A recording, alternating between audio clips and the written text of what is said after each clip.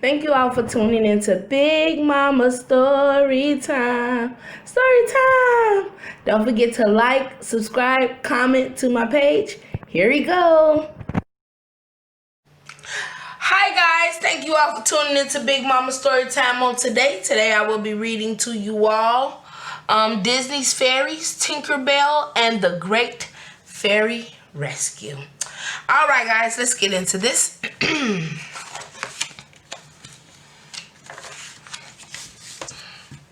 The fairies flitted away from Pixie Hollow. They were flying to the mainland to bring summer to the human world. Each fairy had a different job to do. Rosetta helped bees find flowers. Silver Mist played with pollywogs, and Iridessa made sunshine. Tinkerbell's job was to fix things for the other fairies, but at the moment, nothing needed fixing. Just then, a car drove by. Vroom! Curious, Tinkerbell followed it. No! Cried Vidya, the fast-flying fairy. She flew after Tinkerbell. Fairies were supposed to stay hidden from humans. The humans in the car were Dr. Griffiths, a scientist who didn't believe in fairies, and his daughter Lizzy, who did. When they went inside, Tinkerbell flew over to the car. This is amazing, Tinkerbell said as she flew around the old-fashioned engine. Being a Tinker Talent fairy, she loved mechanics. She pulled a lever and accidentally showered Vidya with water. Oops! Then the fairies saw something even more amazing. Lizzy had built a fairy house. Tinkerbell couldn't resist looking inside. It's perfectly safe, Tink told Vidya. Going into a house you ain't never seen before and you don't supposed to be going into is never safe, y'all.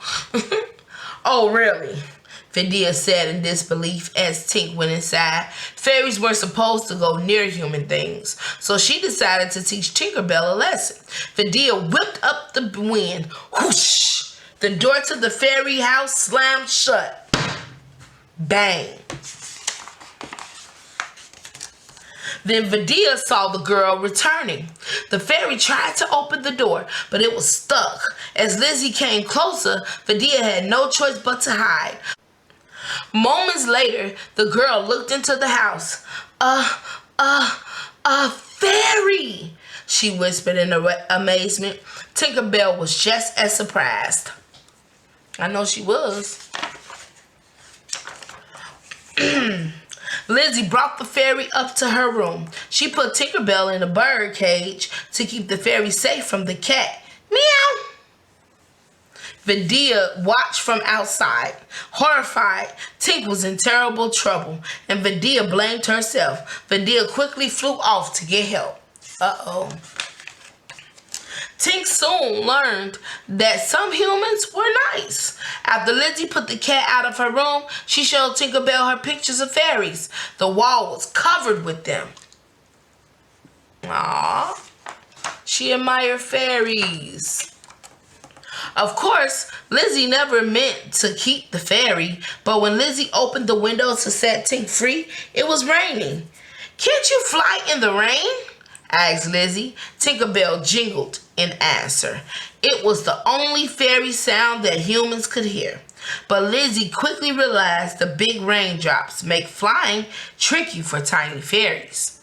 While they waited for the rain to stop, Tink helped Lizzy learn a few other fairy facts.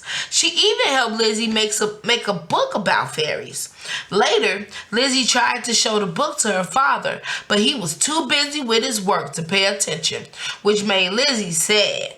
It seemed like her father was always too busy for her. Aw, Lizzy. Meanwhile, the other fairies had set out to rescue Tinkerbell. Though they couldn't fly in the rain, nothing could stop them from trying to help their friend. It wasn't easy, but they made it to Lizzy's house. Back in the little girl's room, a sad Lizzy told Tinkerbell, "I wish I were a fairy just like you." To cheer her up, Tinkerbell decided to sprinkle some pixie dust on Lizzy and show her how to fly. Aww. Then the pair heard footsteps. Tink hid as Lizzy's father entered. "What's going on in here?" asked Dr. Griffiths. "How did you get footprints on the ceiling?" "I was flying," Lizzy explained. "My fairy showed me how." Dr. Griffiths didn't think his daughter should believe in silly things like fairies. So he tore down her fairy pictures. "You will never convince me that fairies exist," he told her. Tinkerbell couldn't stand it. Angrily, she flew out to prove him wrong. Uh-oh. Meanwhile, Vidya was the first fairy to reach Lizzy's room. When the fast-flying fairy saw that Dr. Griffiths was about to capture Tinkerbell, she quickly flew over and knocked Tink out of the way, just in time. Whoof! But Vidya was captured instead. Dr. Griffiths believed he had made a wonderful discovery. "I must get this to the museum right away," he told Lizzy. He hurried out to his car. "Please, wait," Lizzy called, trying to stop her father, but it was no use. Her father drove off to London. As Tink watched from the window, the other fairies arrived. Oh, wow. Tinkerbell quickly told the other fairies what had happened. Somehow, they had to rescue Vidya, but because it was still raining, the fairies knew they couldn't fly to London in time. Then Tink had an idea. "Maybe we can't fly, but I know someone who can," she offered.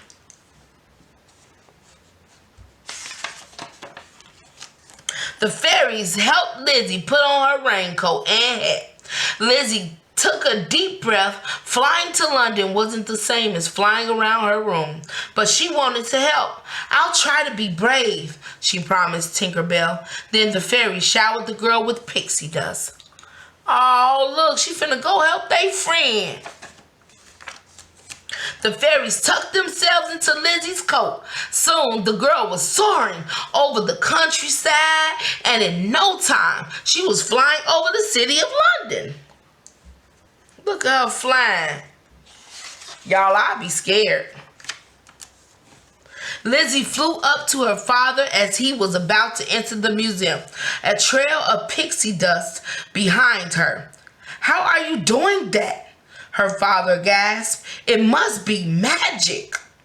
"It is," Lizzy answered as she landed. "But where does it come from?" worried Dr. Griffiths. "Fairies," Lizzy explained.